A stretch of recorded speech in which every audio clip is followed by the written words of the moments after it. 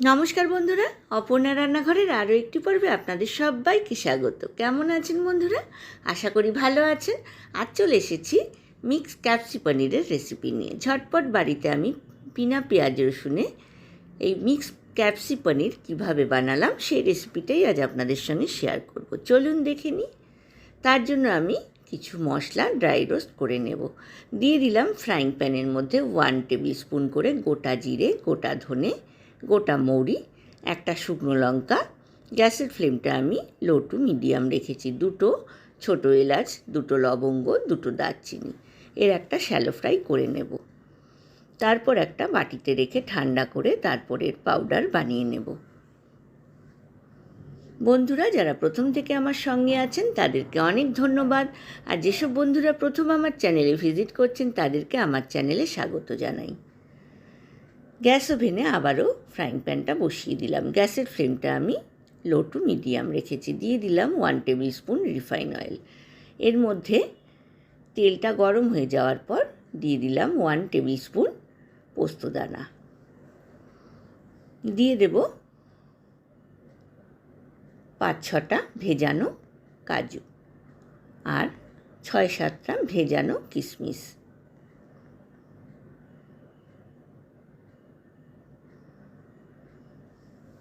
তেলের মধ্যে পোস্তটা দেওয়ার পর একটু ছিটে উঠছে। দিয়ে দিলাম 1 টেবিল স্পুন আদা বাটা। গোটা আদাও আপনারা এখানে ব্যবহার করতে পারেন। আর একটা ছোট সাইজের বীজ ছাড়ানো টমেটো ছোট টুকরো করে রেখেছিলাম, সেটাও এখানে দিয়ে সামান্য একটু জল দিয়ে নাড়াচাড়া করে এটাকে একটা প্লেটের মধ্যে রেখে আমি ঠান্ডা হতে দিলাম। অপরদিকে গ্যাস ওভেনে বসিয়ে দিয়েছি একটা কড়াই। দিয়ে দিলাম 4 টেবিল স্পুন রিফাইন অয়েল। সামান্য একটু নুন দিয়ে দিলাম তেলের মধ্যে। তেলটা গরম হয়ে যাওয়ার পর কিউব করে কেটে রাখা পনিরগুলো আমি 2 পিঠ বাদামি করে ভেজে তুলে নেব। পনিরগুলো কিন্তু আমি বাড়িতে বানিয়েছি। 3.5 লিটার দুধের পনির এখানে বানানো হয়েছে। আমি ভিনিগার দিয়ে ছানা কাটিয়ে তারপর পরিষ্কার কাপড়ের মধ্যে রেখে শিলচাপা দিয়ে রেখেছিলাম। তারপর কাপড় থেকে বার করে কিউব সাইজ করে কেটে সাইডগুলো আমি বাদ দিয়ে দিয়েছি, এখানে ব্যবহার করলাম। এবার মিক্সার গ্রাইন্ডারের মধ্যে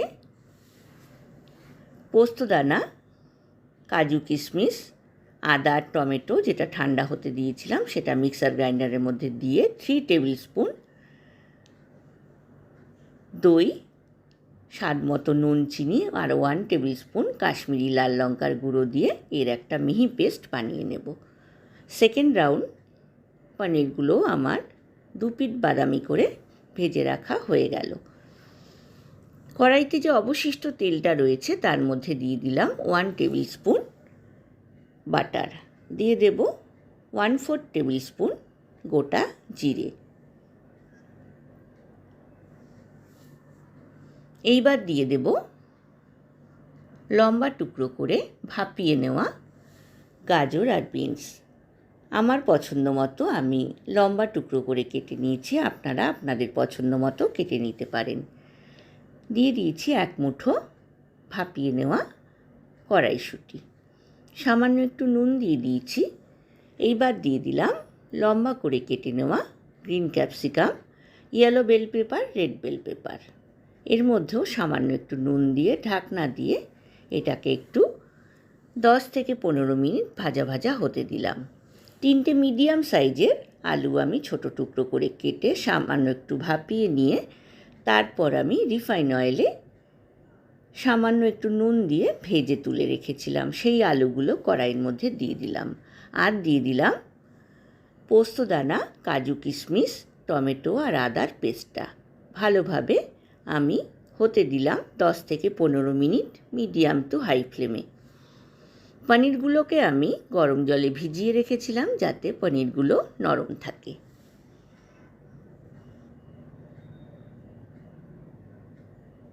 যে পাউডারটা আমি তৈরি করেছিলাম গোটা ধনে, জিরে, মৌরি, এলাচ, দারচিনি, লবঙ্গ, তার থেকে আমি 2 টেবিল স্পুন পাউডার এখানে ব্যবহার করলাম। আর দিয়ে দিলাম জলে ভিজিয়ে রাখা জল শুদ্ধ পনিরটা। 10 মিনিট রান্না করলাম মিডিয়াম টু হাই ফ্লেমে। দেখুন মিক্স ক্যাপসি পনির কিন্তু অলমোস্ট ডান। আমি ওপরে ক্রাশ করে কাসুরি মেথি আর চেরা কাঁচা লঙ্কা দিয়ে ঢাকনা দিয়ে দিলাম।